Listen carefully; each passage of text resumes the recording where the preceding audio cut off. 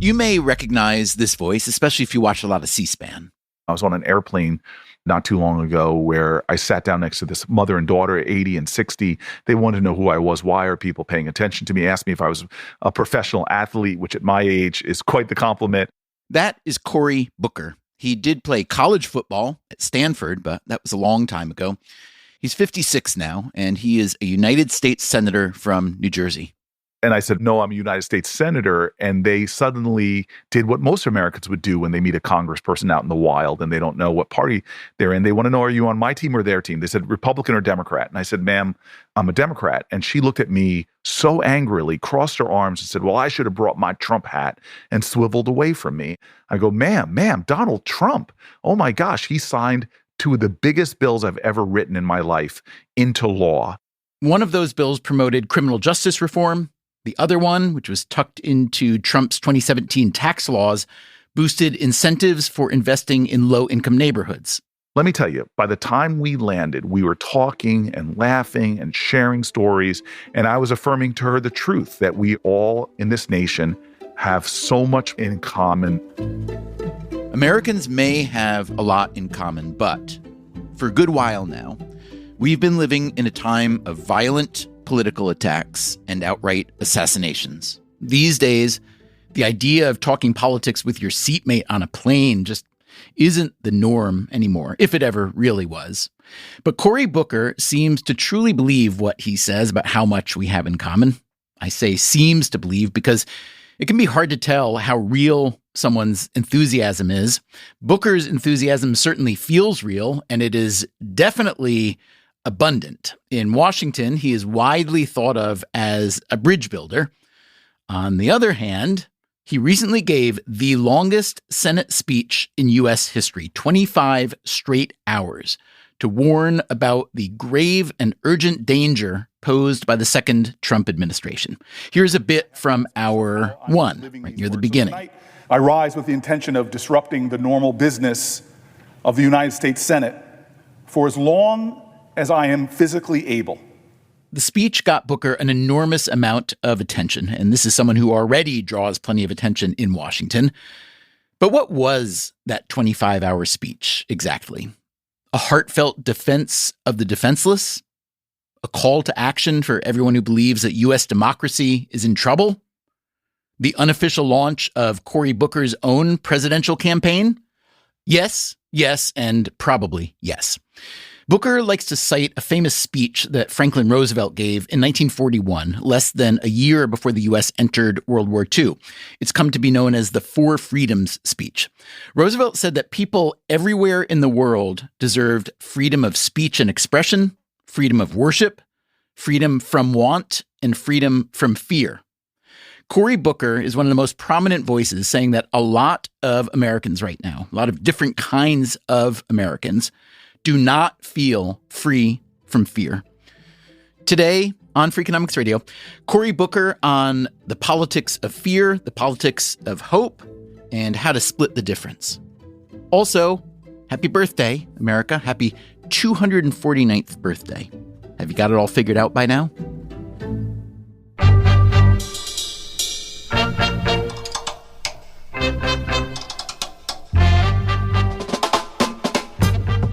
This is Freakonomics Radio, the podcast that explores the hidden side of everything, with your host, Stephen Dubner.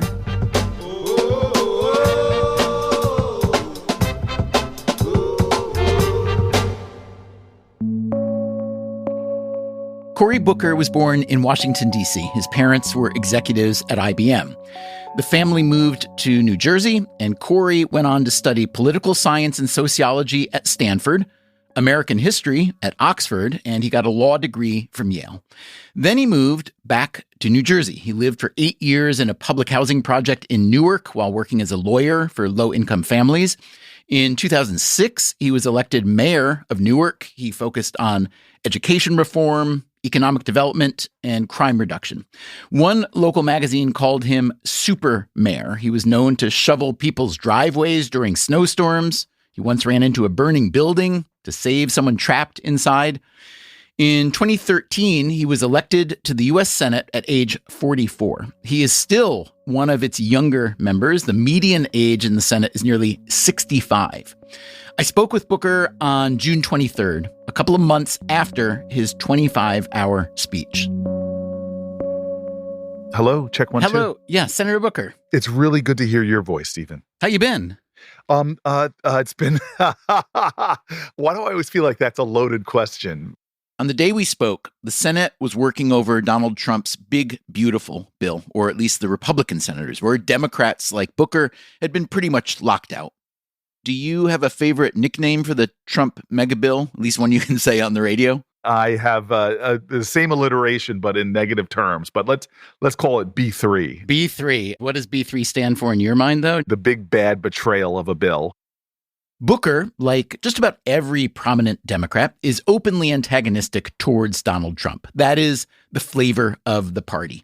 He also sees this disdain for Trump as a unifying force within a party that isn't unified around much else. Because of Donald Trump and his darkness and his crassness and his cruelty, I think he is making a way for people that are yearning for a different politics that reminds us that we belong to each other, that reminds us that we're one nation, that we actually do better, we get richer, we are, as he would say, greater when we come together, not when we cut each other down.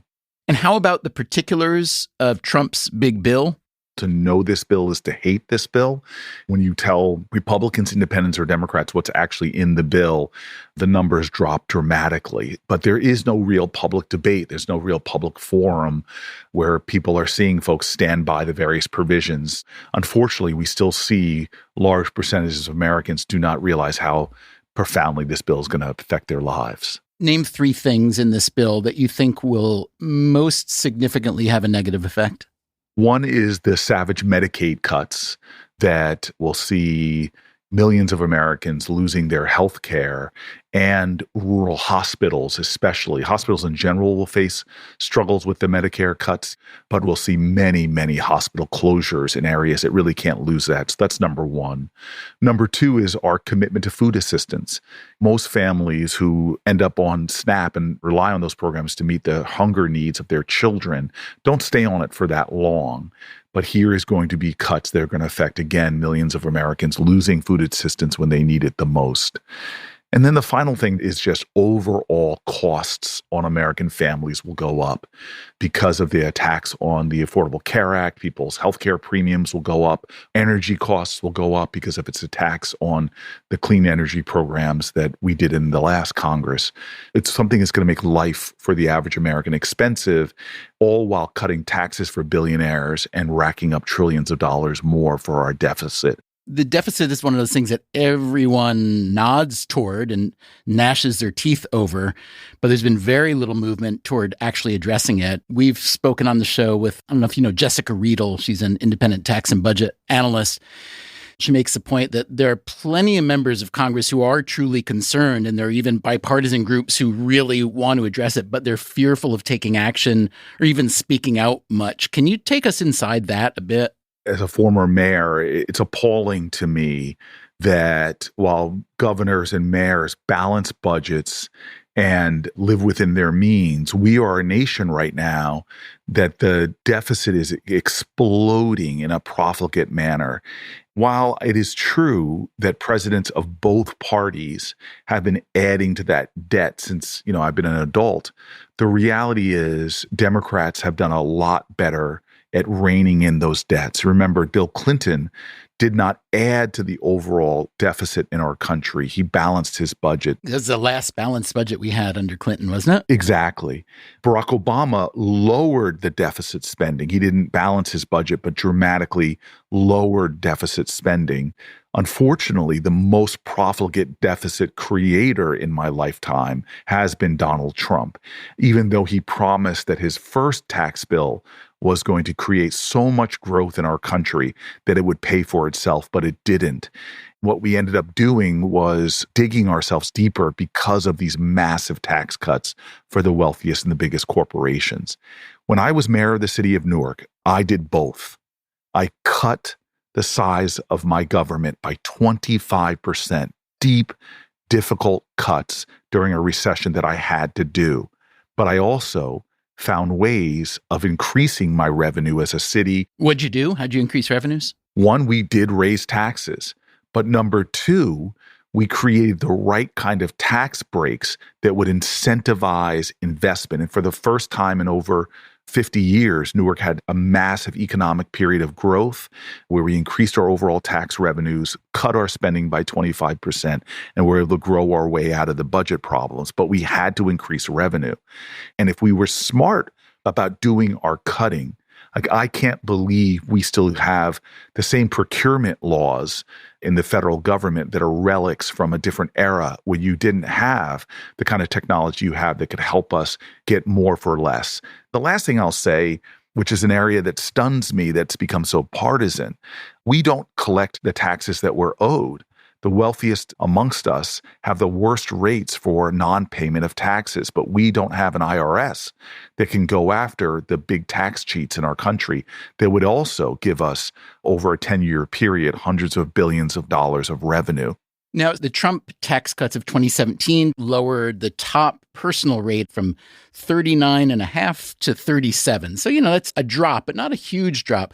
And this is a standard line of yours, talk about the rich need to be taxed more. Is it individuals you're talking about, and is it avoidance that you're talking about, or is it more corporate tax and strategy? Because those are really different universes. I know you understand that, but I see this in the campaigns in city elections in New York City, where I live right now for mayor. It's become a mantra, tax the rich, until they bleed. And I'm guessing that's not what you have in mind, because you understand that people who make a lot of money are good to have around. So how do you think about splitting up the personal tax rates and the corporate? Well, first of all, I think it's a mistake to use language that pits Americans against each other. I think it actually turns people off. As the only United States senator that lives in a community technically that's below the poverty line, I know that there is aspirational ideals that my community wants. They don't vilify the wealthy.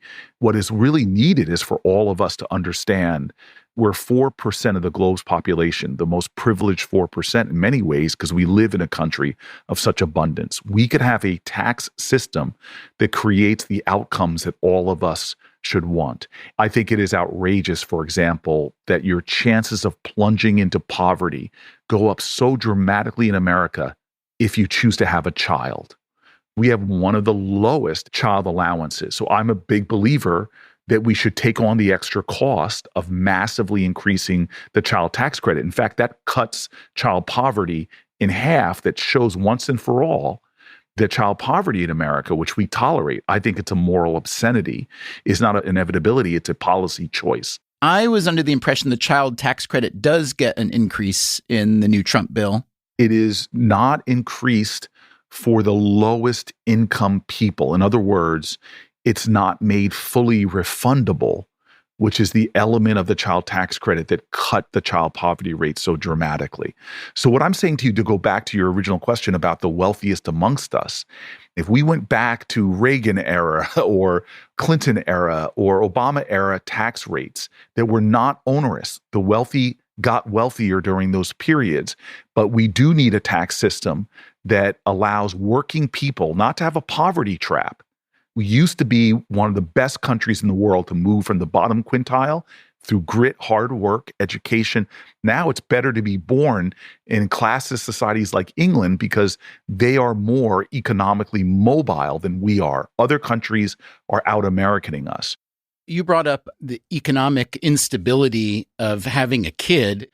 I wonder, when you look at the fertility rate in the U.S. now, which has gotten quite low, well below the replacement rate, what are some other forces that are pushing against it? And, I wonder about you. You're one of the few childless senators. How do you think about whether you want to have children? I hope you don't think that's an invasion of privacy, but I'm curious, if you think about having children yourself, what are some of the factors that go through your mind? I have a strong suspicion that my mother put you up to that question. And my significant other maybe too. These are conversations that are being had in my home. But let's be really blunt and look at the data. I once asked my staff, what are the reasons why people have abortions? My staff rightfully said to me, it's none of our damn business why somebody chooses to make decisions about their own body. But I pushed them, and they did some research and found out the number one presented reason for people that have abortions is that they cannot afford to have children. Because indeed it does massively increase your economic instability, because we are one of the worst developed countries for not just child allowances, or we might call it the child tax credit, but we have the most unaffordable child care. To get quality child care in America, in most states, it costs more than tuition at the local college. We are a nation that says we don't give you paid family leave. We don't give you maternity leave. We make it so difficult on families. And here's the thing that I think is an opportunity. I think there's a chance for us to have a radical pro-family agenda, because now I'm reading pro-life groups who I fundamentally disagree with. Many of them are saying things that I strongly believe in, that we need to have more pro-family, pro-children legislation, like paid family leave, maternal leave, higher child allowances, or child tax credit. I think it should be one of the fundamental pillars of us reuniting and healing these partisan rifts to say we are going to be the most pro-family nation again. What you just said about family leave being an issue in the pro-life camp makes me think about all the issues that have been historically associated with Democrats, many of which seem to have been quite successfully co-opted by Republicans over the past few years. There's lowering prescription drug prices, paid family leave, and other pro-family policies, as you mentioned, expanding the child tax credit, even addressing the affordability crisis. Can you talk to me for just a moment about this notion of Republicans co-opting these Democratic planks? And I know that there have been plenty of times where Republican planks become Democrat and vice versa. But I want you to speak to that, especially if you don't mind carrying it into the question about what the heck has happened to the Democratic Party. In other words, if you had all these positions that so many people, including a lot of Republicans, are now in favor of, what happened? Yeah, well, look, if you look at the data, every poll I looked at, when you took the names away, Republican, Democrat, Trump, Harris, get all those names and just poll the policies of the candidates, you saw that the policies of the Democratic Party were winning in a much more significant way than the general policies of the Republicans. People ask me all the time, oh, what's the Democratic Party going to do to save the Democratic Party? I say, if the Democratic Party is more concerned about saving the Democratic Party than serving the American people, then the Democratic Party doesn't deserve to be around. This is a moment that we are about to see a generation of leaders step off the stage. The last baby boomer president, the last baby boomer head of the Senate for us Democrats.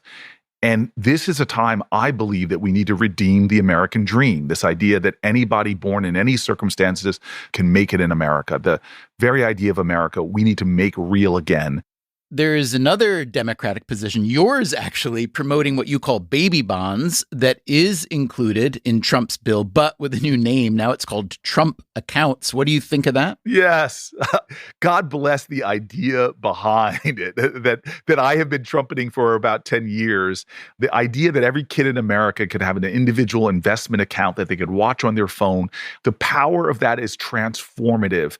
The way they have written it right now benefits the wealthy and hurts the poor. How so? There are asset limits to qualify for food stamps. There are asset limits to qualify for Medicaid. A poor family who has $1,000 or more in the individual investment account can make them ineligible for those important benefits. You're saying the money from the baby bond, or whatever you want to call it, would make them ineligible for certain benefits that they'd otherwise receive. Yes. And then another part of it that they don't correct for, because our bill was written in a way that was progressive, that the lowest income kids would see some of the greatest benefits. The way they've written it actually is the reverse of that. Right now, it says that a family could put up to $5,000 into those accounts and enjoy the tax benefits, while working families, low-income families, are not going to be able to do that. And I'm fine with that.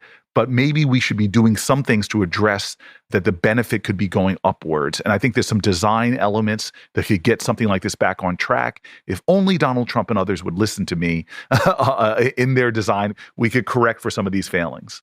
I know you've talked a lot about housing affordability or the lack thereof, which is, a big and complicated problem that involves government in many ways.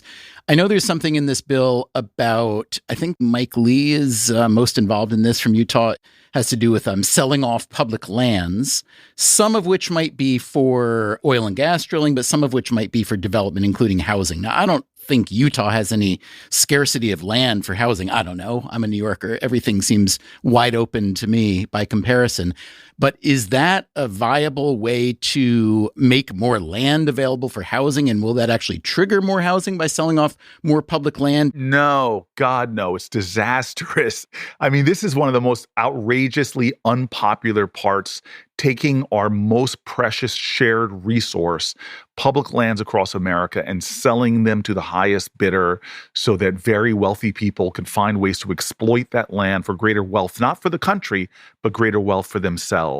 If you want to deal with housing as a guy who doubled the production of affordable housing in his city during the great housing bubble burst, use the bill that I already passed with Tim Scott, and we can make it more tuned to housing, called opportunity zones. There is so much capital sitting on the sidelines right now that we can incentivize into the investment of affordable housing if you create the right kind of tax incentives. I'm more than happy to give people bigger margins on their profits by creating a tax treatment for people that are investing in affordable housing.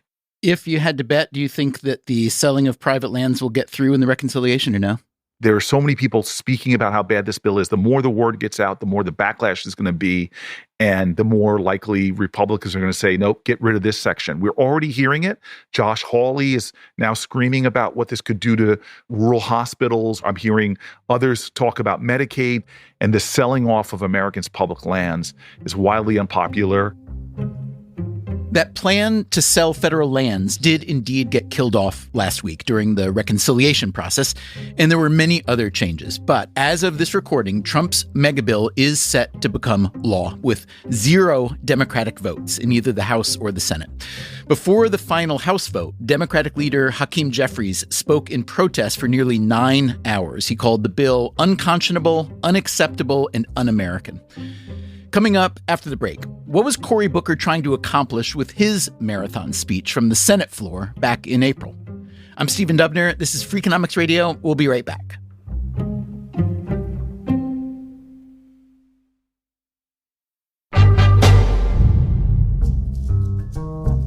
The record that Cory Booker broke for the longest Senate speech was set in 1957 by Strom Thurmond, a senator from South Carolina who was an avowed segregationist. It was a filibuster against the Civil Rights Act. Cory Booker, by the way, is black. Here's a portion of his speech from near the end. There's a room here in the Senate named after Strom Thurmond. To hate him was wrong. And maybe my ego got too caught up that if I stood here, maybe, just maybe I could break this record of the man who tried to stop the rights upon which I stand. I'm not here, though, because of his speech. I'm here despite his speech. I'm here because as powerful as he was, the people were more powerful. Along the way, he read some correspondence he'd received from his constituents in New Jersey. This is a small postcard, handwritten from somebody from Hamilton Square, New Jersey. Dear Senator Booker, I'm writing to ask you if my Social Security is now in danger. Please let me know. He cited reports from government agencies and from think tanks, including conservative think tanks. Michael Strain, an economist at the Conservative American Enterprise Institute, I know AEI well, said Trump's policies on trade and immigration and his slash and burn approach to federal job cuts would have a damaging effect. This is a conservative think tank. What President Trump has proposed will not cause a recession, he continued, but it will slow economic growth. It will take money out of people's pockets. It will increase the unemployment rate. It will cost people jobs. It will make American businesses less competitive. That's AEI, folks. Booker gave the speech as a sort of tribute to his late friend and mentor, John Lewis, a civil rights activist and congressman who liked to talk about the need to make good trouble. This is a moral moment. It's not left or right, it's right or wrong. Let's get in good trouble. My friend, Madam President, I yield the floor.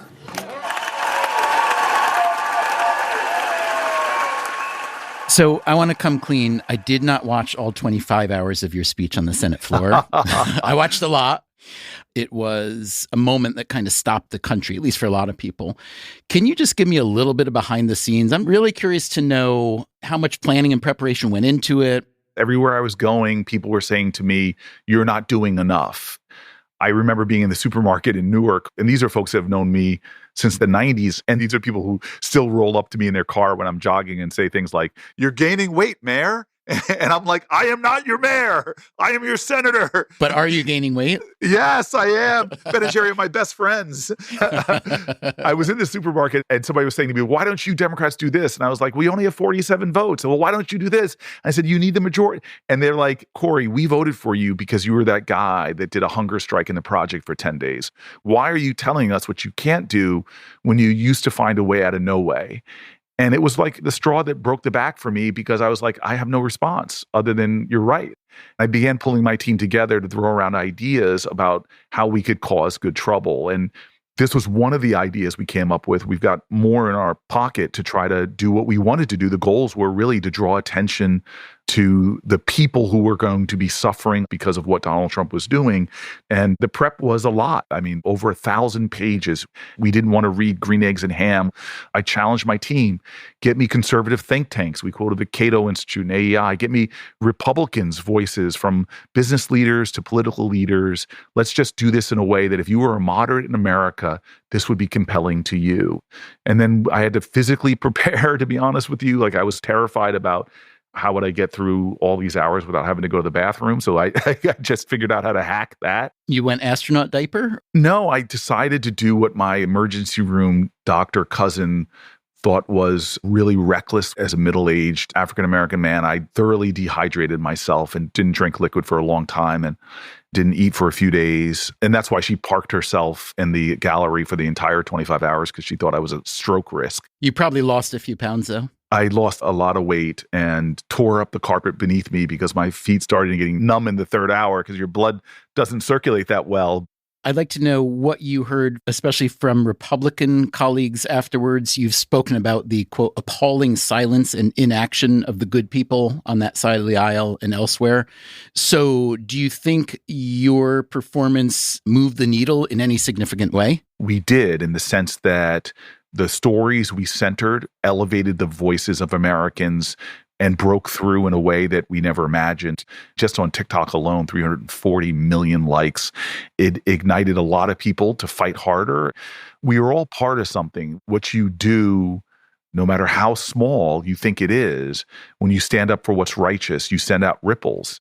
So you and I have spoken a few times before. I believe the first was in 2016, several months before Trump was elected the first time. You'd been in the Senate a few years. You were still relatively junior. I went back and I listened to that interview, and it's a bit of a time capsule. It's just remarkable how the tone of politics has changed. You talked about how much bipartisanship there was. You talked about the, quote, incredible allies across the aisle, that you're working closely with the Koch brothers team, with Newt Gingrich, even Grover Norquist.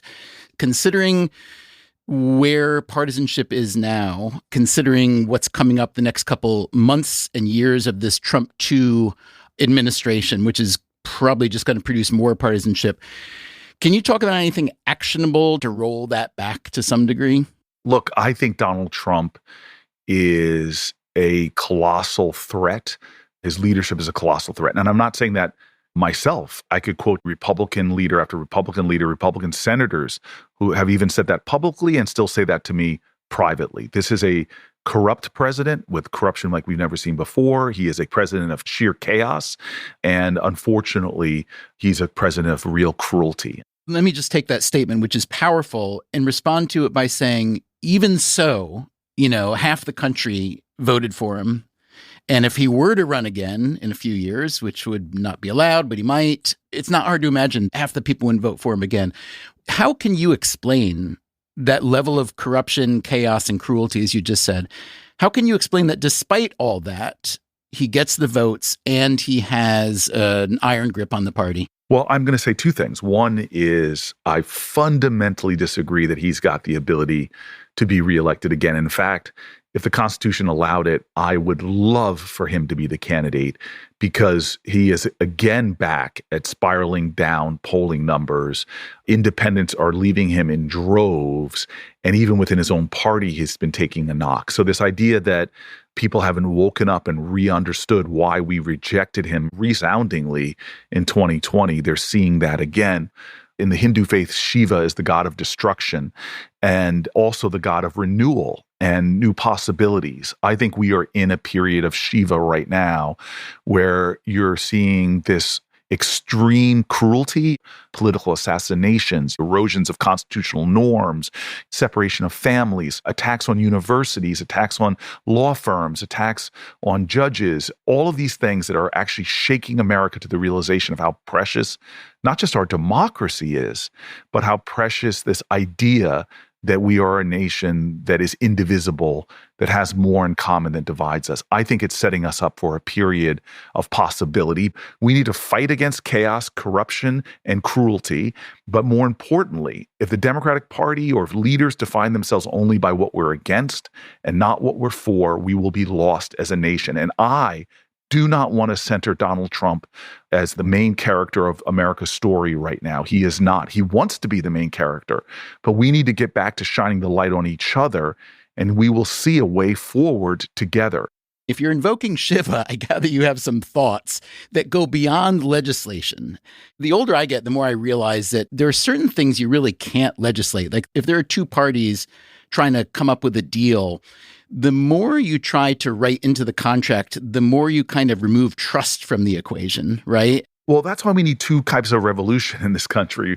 As Jefferson said, we need a revolution all the time. The first one is Martin Luther King, and that civil rights revolution that we had. He said, I can't legislate you to love me, but I can pass legislation to stop you from lynching me. Ultimately, change doesn't come from Washington. We didn't get the suffrage bill passed on the Senate floor because a bunch of men put their hands in and said, hey, fellas, let's give women the right to vote. It happened because incredible activists like Alice Paul from New Jersey and others created the consciousness of others that they eventually demanded it. The second revolution we need involves all of us, but also the leaders. I'm doing a lot of reading right now about the tradition of leadership that we had that elevated the best of our virtues, from humility to kindness, to understanding that we are a nation that needs each other and belongs to each other. Even when we passionately disagree, like Frederick Douglass and Abraham Lincoln did, they understood that they needed each other, that together they didn't have a moral absolutism when they disagreed, but they were committed in the public's face to working together because they knew that this country depended on those values. So, Senator, I'm very receptive to that message that you just communicated, but I also wonder maybe if any of your Republican friends, and I know you have a lot, I wonder if they ever say to you, you know, Cory, you are one of the smartest, most humane, most energetic members of Congress, but you're hopelessly naive. You are hoping and wishing for something. The ship has sailed. People don't behave like that anymore. The world has changed. The standards have changed. Society has changed. If they say that to you, do you think they're right? That time is gone and you're flailing at an imagined past? I am sure when the Nazis filled Madison Square Garden and fascism was on a rise here, that people thought that those days of decency had sailed. I am sure when there was a level of terrorism in our country like we have never seen before, where entire communities were being burned to the ground in the post-Reconstruction period, that people thought that decency was gone in America. I'm sure people believed when we had the Red Scare going on and we were deporting people unjustifiably and ending people's careers and lives, that they thought that decency was gone.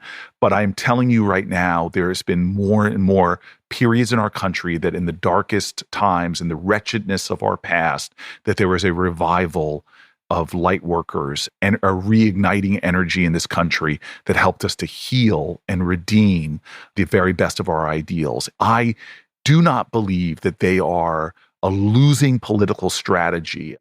It does make me wonder how much you feel the media and all the things that are included in what we call media today have contributed to the partisanship. A lot of people argue that it has contributed a lot. Others argue it's more just like a symptom of it.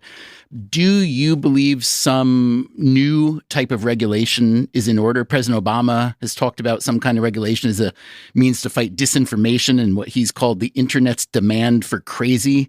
President Trump has come at the media from a totally different angle with lawsuits for starters, but a variety of efforts to curtail and undo what he calls the anti-conservative bias in mainstream media. What do you think should be done, if anything, about the way the media operates here? Well, the media is in a fierce competition for our eyes. In the fierce competition for our eyes, outrage sells, moral indignation sells, telling how much you are good and the other side is evil sells. That is a major problem. And yes, we need to step in and do some really strong regulations again that I think most of America would applaud. We should be treating social media like cigarette smoking. We have our children doing things, teenagers, 13, 14, 15-year-olds whose brains are still developing, who have these platforms, who are not trying to sell them things. They are the product. We know this from Meta's own information, that these things are toxic to their development, to their self-esteem, that is increasing their suicidal rates. I am confident that 25 plus years from now, people will look back and say, how could you let your children on these platforms? That's kids. I mean, the political violence we've been seeing, the anti-Semitic assassinations we've been seeing, these are all adults. And you could argue that, they've gone over the edge, these individuals, but... Well, you have accountability for what you say on this show. Newspapers have accountability for what they put on newspapers, but yet the biggest media platforms in our country now, I just saw an article about social media replacing TV as the number one source of news and information for people. They don't have the same accountability that you have, that radio has, that TV has, and that newspapers have. That is wrong. Let's talk for a minute about Joe Biden and really the debacle of his last year in office, his physical and/or cognitive decline, his decision to not drop out of the re-election campaign until late, the elevation of Kamala Harris as a Democratic nominee without any votes being cast, and then, of course, Harris losing the election. I'm sure this is not your favorite topic. Joe Biden, final year in the White House, open thread, have at it. Look, there's been books written, and there will be more books written about all the mistakes that were made during that period. I know people want to focus in on whether he was 100% compos mentis or not. I don't think that's the important question. I think there was a missed opportunity by him and his team to be that bridge to the next generation of leadership. Missed opportunity and a broken promise, we should say. It was explicit, yes? It would have been liberating for him to stand before the American people and say, I'm going to be not only the bridge to the next generation of leadership, but the bridge between the divides of our country. And so much of that is framing and marketing. He was this extraordinarily successful president. If you just look at the legislation that he got into law, if you look at what he did inheriting a country coming out of a pandemic, there's just so many things that were triumphant about him. And that final year that you point to, unfortunately, is going to be a year so harshly judged that it could undermine his legacy. But I just want you to know, as somebody who knew Joe Biden, knows him, some of the more beautiful moments I've had as a leader were in my back and forths with him. During the presidential debates, my mom was not happy with me. Joe Biden and I were trading barbs on the stage, talking about marijuana policy. This is 2020, the first time, and so far only time you've run for president, correct? Yes. I said, I looked at your marijuana policy, and I think you were high when you wrote it. The crowd laughed. I felt so good about myself. My mom, she said, why are you being mean to that man, Cory? Yeah, don't be petty like that to the vice president of the United States. But I loved the debates because I loved watching the other debaters when nobody else was watching them. It's a high stress, high pressure environment, and you see the best and the worst of people coming out amongst all that stress and strain. I saw grumpy behavior, mean behavior, but the one person that was a prince of a human being was always Joe Biden. And I still remember after that jab that I got lots of applause at his expense. It's a commercial break, and we're all standing backstage, people grabbing water. And Joe Biden comes over to me, and I go, he's going to give it to me. And he looks at me, and he goes, baby bonds. Oh my God, Cory, that is an incredible policy. Will you tell me about it more? I'm surprised that he knows what baby bonds are. And we get into this intense discussion about the merits of this policy idea. He's laughing, patting me on the back, telling me how smart I am. And I suddenly realized I was just glad-handed in expert style by a genius politician. Coming up after the break, is Cory Booker a genius politician? I'm Stephen Dubner. This is Freakonomics Radio. We'll be right back.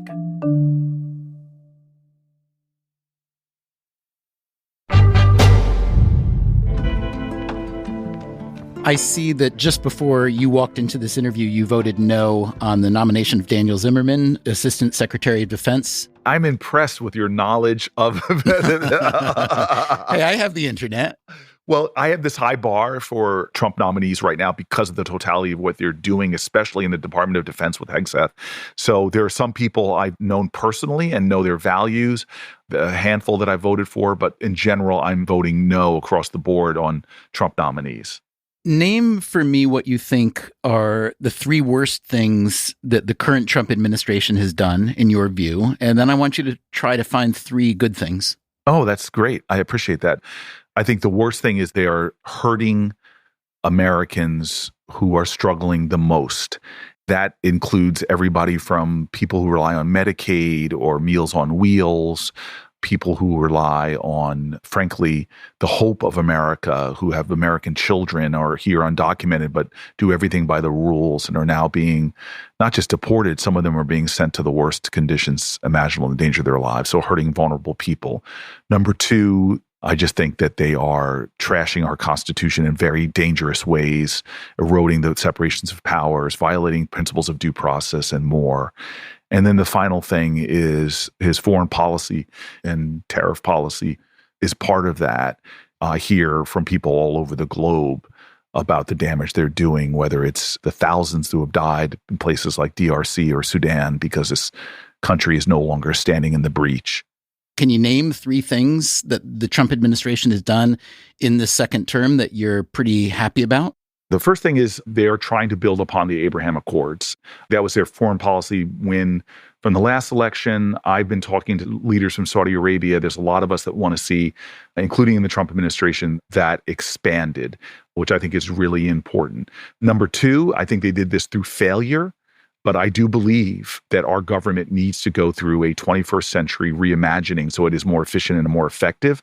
And then the third thing I will say is that they, as an organizing principle, have yet again, through their darkness, ignited some of the best light I've seen out there. And I'll give you an example.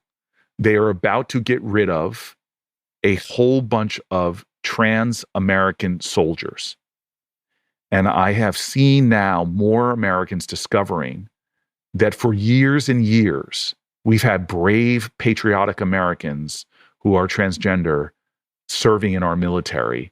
That helps to educate folks, destigmatize those who are trying to cast stigma, and make folks realize that people from all different kind of backgrounds, from all different type of life experiences have served in our military with distinction.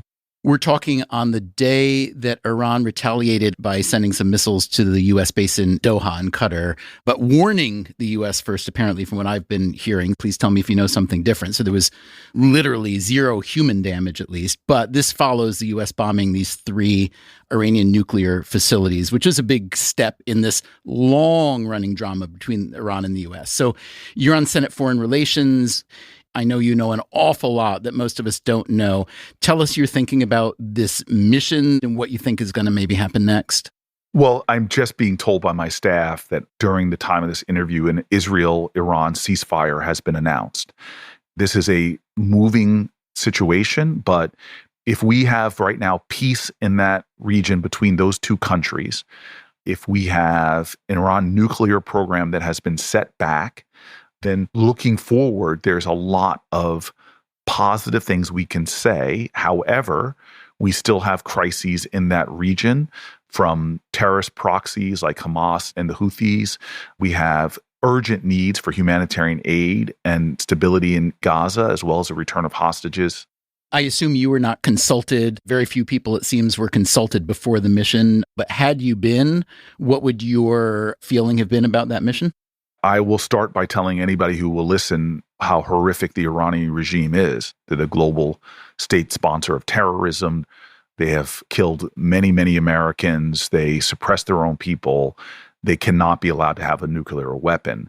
If I was sitting in that chair as the president of the United States or advising the president, all options would be on the table. Now, this president tore up a deal we had with our allied European countries and others to have a lot of transparency into their nuclear program. Which, to be fair, critics said was not very much transparency, and that Iran has found a lot of good ways to get around it. Right. And we had this president saying that I could make a better deal, bragging that he was going to bring about a better deal without military action. So again, there's got to be governing principles in which our country operates. This lack of consultation, as you said, is really problematic. Our founders never thought that a president should be allowed to initiate such use of military force without any... Although Obama did something similar-ish in Libya and elsewhere. And I criticized Obama and I've criticized Biden ever since 9/11. In times of fear, our country often has shown a willingness to sacrifice out of fear a lot of the constitutional principles that we have. And that's really unfortunate. It's a really interesting point you raise about fear. You know, psychologists and others know that we make bad decisions under uncertainty and under fear. And this is a time of really high fear. I think back to something that someone once told me was in the Talmud, that they asked, what does God pray for? And the answer was that his mercy will be greater than his anger. The implication was that even God, when he gets fearful for his people, responds with anger instead of mercy.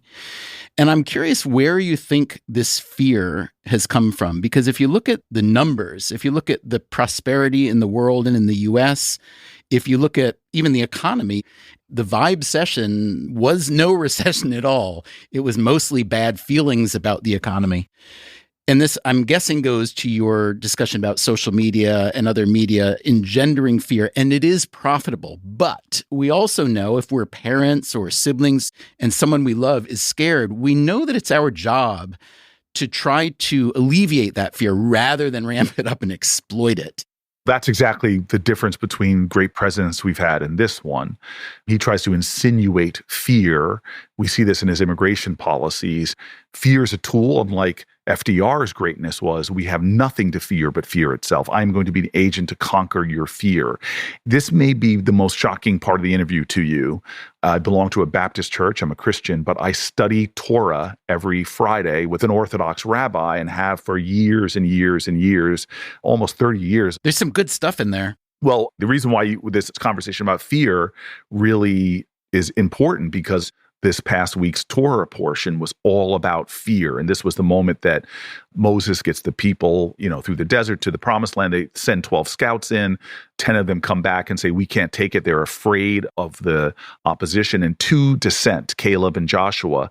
They are praised by God, but this is considered the first Tisha B'Av, the 9th of the month of Av, which is when Kristallnacht happened, when the temple fell. It's considered one of the worst days. The Jewish people were punished for this, sent back into the desert for 40 years because of that governing fear. And so for me, I pull from this Parsha and I celebrate what many will call the Joshua generation, this next generation of people where our courage must be greater than our fear. And that if we are not governed by fear, maybe we will stop turning against each other and can turn to each other and recognize the power that we have together. America together can beat the Nazis, can defy gravity and go to the moon. America, when we're united, we could show the greatest prosperity humanity's ever seen, shared prosperity, shared wealth. America together, working against fear and towards a more courageous view of what humanity can be. That kind of courage we need to get back to, that kind of unifying, rallying vision, which is the antithesis to fear.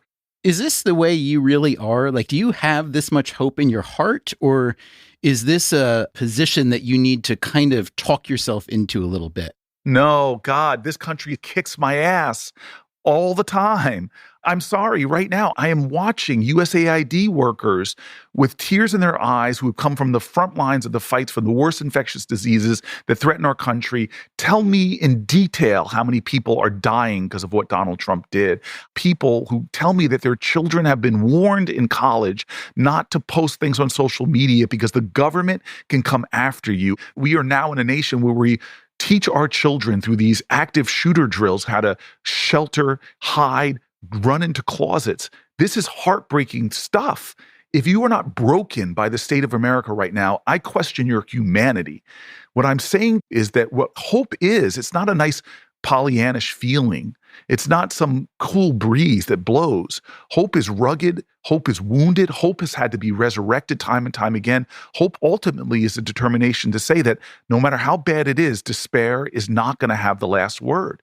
I assume you're going to think hard about running for president again in 2028? Yes. What would you do differently this time? You ran what looked like a really good early campaign.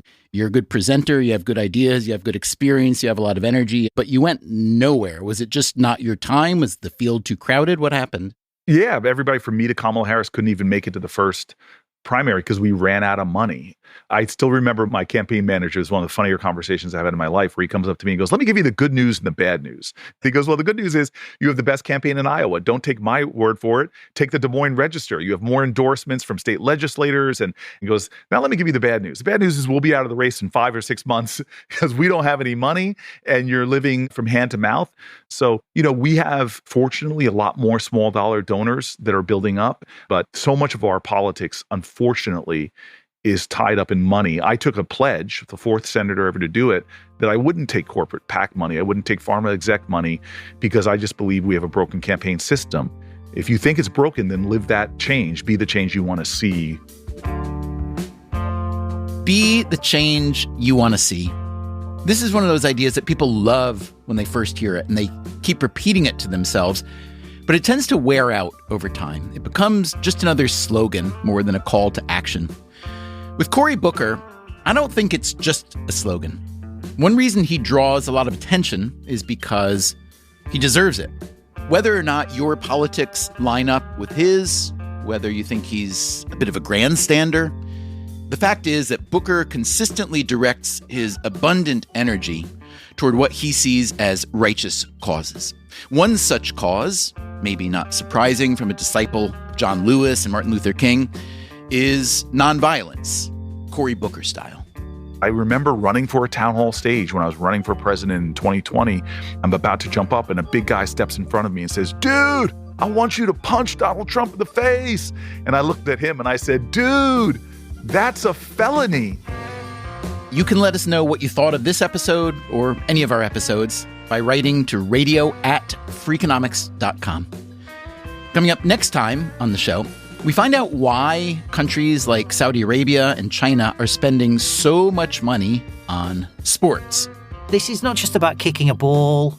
It's not even about trying to make a profit. This is sport being deployed as a policy instrument for geopolitical purposes. And we meet an American entrepreneur who's trying to take advantage. It's an opportunity to export America's pastime to a part of the world that's yet to experience it. If it doesn't work, we're going to lose many, many, many millions of dollars. That's next time on the show. Until then, take care of yourself. And if you can, someone else too. Freakonomics Radio is produced by Stitcher and Renbud Radio. You can find our entire archive on any podcast app. It's also at Freakonomics.com, where we publish transcripts and show notes. This episode was produced by Zach Lipinski with help from Dalvin Abuaji. It was mixed by Eleanor Osborne with help from Jeremy Johnston. The Freakonomics Radio Network staff also includes Alina Kuhlman, Augusta Chapman, Ellen Frankman, Elsa Hernandez, Gabriel Roth, Greg Rippin, Morgan Levy, Jasmine Klinger, Sarah Lilly, and Teo Jacobs. Our theme song is Mr. Fortune by the Hitchhikers, and our composer is Luis Guerra. As always, thanks for listening. First of all, it's not over till the Ben and Jerry eating senator sings.